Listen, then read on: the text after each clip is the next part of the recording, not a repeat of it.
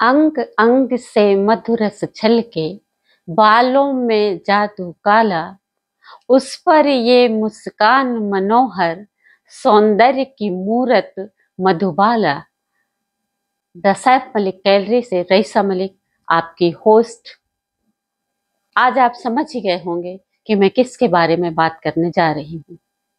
बॉलीवुड में मधुबाला को एक ऐसी अभिनेत्री के रूप में याद किया जाता जिन्होंने अपनी दिलकश अदाओं और दमदार अभिनय से सिने प्रेमियों का भरपूर मनोरंजन किया। भारतीय सिनेमा में अपनी सुंदरता और अभिनय के लिए मधुबाला को हिंदी सिनेमा की मर्लिन मुनरो कहा जाता था। मधुबाला का नाम मुमताज बेगम दहलवी था। उनका जन्म दिल्ली में 14 फरवरी 1933 को हुआ था।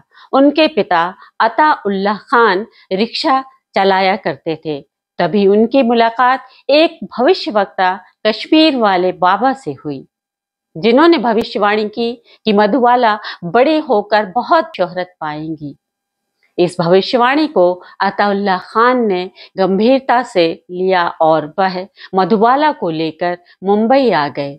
वर्ष 1942 में मधुबाला को बतौर बाल कलाकार बेबी मुमताज के नाम से फिल्म बसंत में काम करने का मौका मिला।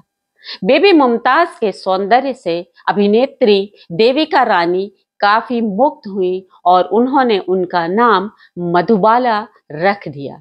उन्होंने मधुबाला से बॉम्बे टॉकीज की फिल्म ज्वार भाटा में दिलीप कुमार के साथ काम करने की पेशकश भी कर दी, लेकिन मधुबाला उस फिल्म में किसी कारणवश काम नहीं कर सकी। ज्वार भाटा हिंदी की महत्वपूर्ण फिल्मों में से एक है। इसी फिल्म से अभिनेता दिलीप कुमार ने अपने सिने करियर की शुरुआत की थी। मधुबाला को फिल्म अभिनेत्री के रूप में पहचान निर्माता निर्देशक केदार शर्मा की वर्ष 1947 में प्रदर्शित हुई। नीलकमल से मिली इस फिल्म में उनके अभिनेता थे राज कपूर। नीलकमल बतौर अभिनेता राज कपूर की पहली फिल्म थी। भले ही फिल्म नीलकमल सफल नहीं रही, लेकिन इससे मधुबाला ने बतौर अभिनेत्री अपने सिने करियर की शुरुआत कर दी थी। वर्ष 1949 तक मधुबाला की कई फिल्में प्रदर्शित हुई, लेकिन इनसे उन्हें कुछ खास फायदा नहीं हुआ। वर्ष 1949 में बॉम्बे टॉकीज के बैनर तले बनी निर्माता अशोक कुमार की फिल्म महल मधुबाला के सिने करियर में महत्वपूर्ण फिल्म साबित हुई। रहस्य और रोमांच से भरपूर यह फिल्म सुपरहिट रही और इसी के साथ बॉलीवुड में हॉरर और सस्पेंस फिल्मों के निर्माण का सिलसिला चल पड़ा। फिल्म की जबरदस्त कामयाबी ने नायिका मधुबाला के साथ ही निर्देशक कमाल अमरोही और गायिका लता मंगेशकर को भी फिल्म इंडस्ट्री में स्थापित कर दिया।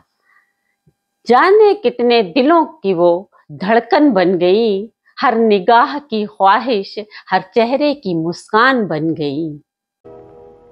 आएगा, आएगा, आएगा, आएगा, आएगा आने वाला, आएगा, आएगा आने वाला। वर्ष 1950 से 1957 तक का वक्त मधुबाला के सिने करियर के लिए बुरा साबित हुआ। इस दौरान उनकी कई फिल्में असफल रहीं, लेकिन वर्ष 1958 में फागुन, हावड़ा ब्रिज, काला पानी तथा चलती का नाम गाड़ी जैसी फिल्मों की सफलता के बाद मधुबाला एक बार फिर से शोहरत की बुलंदियों तक जा पहुंची। मधुबाला 1950 की सबसे अधिक पेड एक्ट्रेस में शुमार थी, जिन्होंने लगभग 70 से अधिक फिल्मों में काम किया।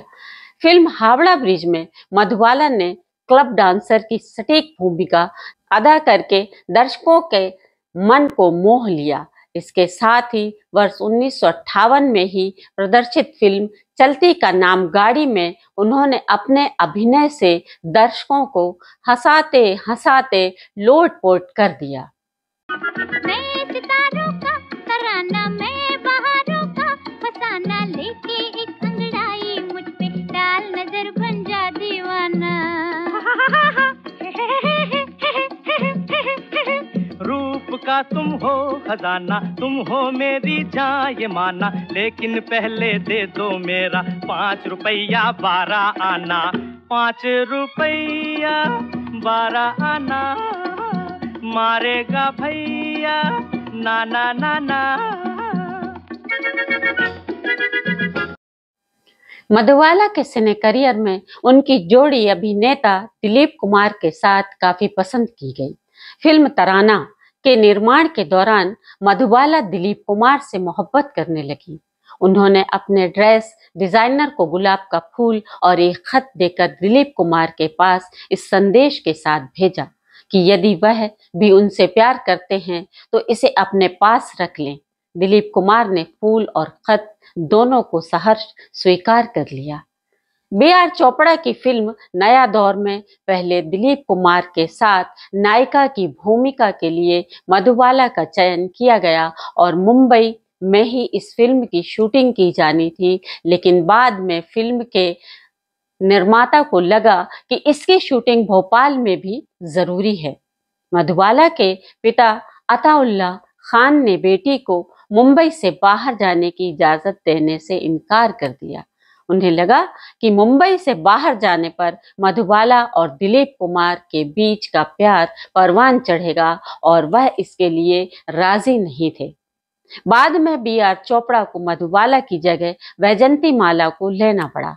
अताउल्लाह खान बाद में इस मामले को अदालत में ले गए और इसके बाद उन्होंने मधुबाला को दिलीप कुमार के साथ काम करने से मना कर दिया। यहीं से दिलीप कुमार और मधुबाला की जोड़ी अलग हो गई।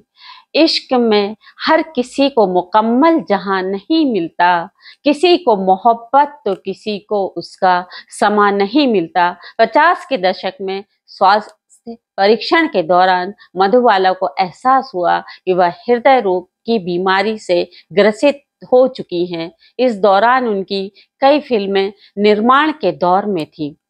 मधुबाला को लगा यदि उनकी बीमारी के बारे में फिल्म इंडस्ट्री को पता चल जाएगा तो इससे फिल्म निर्माता को नुकसान होगा, इसलिए उन्होंने यह बात किसी को नहीं बताई। उन दिनों मधुबाला के आसिफ की फिल्म मुगल-ए-आजम की शूटिंग में व्यस्त थी। मधुबाला की तबीयत काफी खराब चल रही थी। मधुबाला ने फिल्म मुगल-ए-आजम में अनारकली का किरदार निभाने के लिए 3 साल तक शूटिंग की, जिसमें उन्हें कई परेशानियों का सामना करना पड़ा, लेकिन आखिर में उनकी मेहनत रंग लाई और यह फिल्म अब तक की सबसे बेहतरीन फिल्मों में शुमार है। मधुबाला अपनी नफासत और नजाकत को कायम रखने के लिए घर में उबले पानी के सिवाय कुछ नहीं पीती थी। उन्हें जैसलमेर के रेगिस्तान में कुएं और पोखर का गंदा पानी तक पीना पड़ा। मधुबाला के शरीर पर असली लोहे की जंजीर भी लादी गई, लेकिन उन्होंने उफ तक नहीं किए और फिल्म की शूटिंग जारी रखी। मधुबाला का मानना था कि अनारकली के किरदार को निभाने का मौका बार बार नहीं मिलता। वर्ष 1960 में मुगल-ए-आजम प्रदर्शित हुई तो फिल्म में मधुबाला के अभिनय से दर्शक मुग्ध हो गए। से इस फिल्म के लिए मधुबाला को सर्वश्रेष्ठ अभिनेत्री का फिल्म फेयर पुरस्कार नहीं मिला, लेकिन सिने दर्शक आज भी ऐसे मानते हैं कि मधुबाला उस वर्ष फिल्म फेयर पुरस्कार की हकदार थी। 60 के दशक में मधुबाला ने फिल्मों में काम करना कम कर दिया था। दिलीप कुमार के साथ मधुबाला की लव स्टोरी बहुत चर्चित है, लेकिन यह उनका पहला बड़ा लव अफेयर नहीं था। आप यकीन नहीं करेंगे, लेकिन मधुबाला कपूर खानदान के करीबी प्रेमनाथ से बेहद प्यार करती थी। दोनों अपने रिश्ते को लेकर सीरियस थे और शादी करना चाहते थे, मगर जब प्रेमनाथ ने उन्हें धर्म बदलने के लिए कहा तो उन्होंने ऐसा करने से मना कर दिया।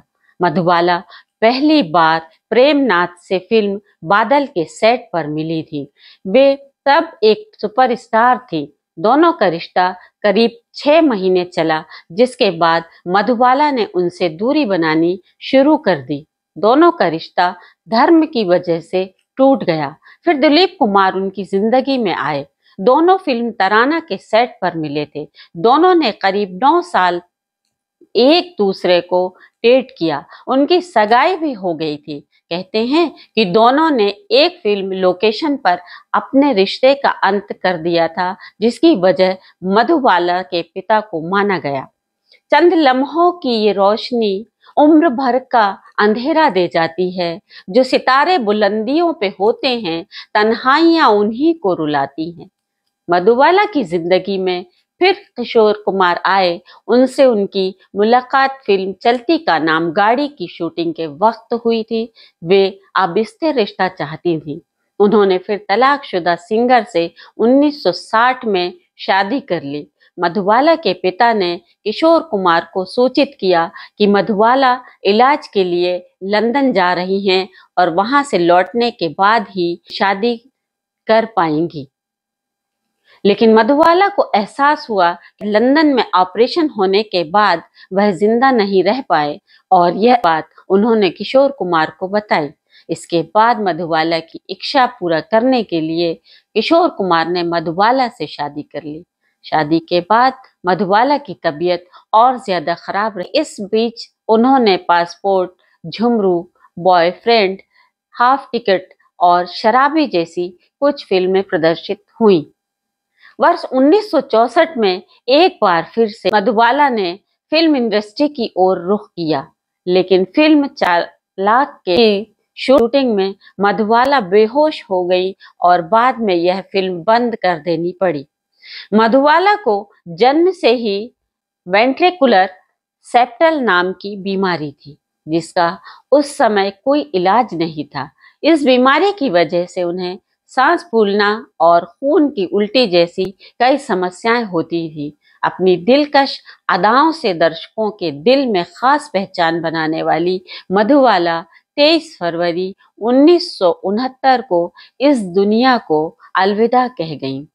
मधुबाला भले ही इस दुनिया से चली गई, लेकिन उनकी अदाकारी, उनकी खूबसूरती और उनकी दर्द भरी कहानी आज भी लोगों के दिलों में जिंदा है।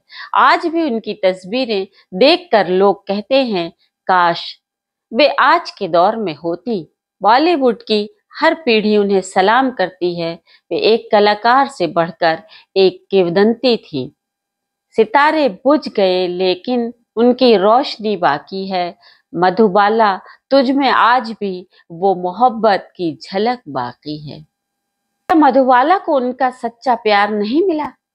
क्या वे एक बेहतर जिंदगी डिजर्व करती थी? अपने विचार हमें कमेंट बॉक्स में बताएं और अगर आपको यह वीडियो पसंद आया तो लाइक करें, शेयर करें और हमारे चैनल को सब्सक्राइब करना ना भूलिए।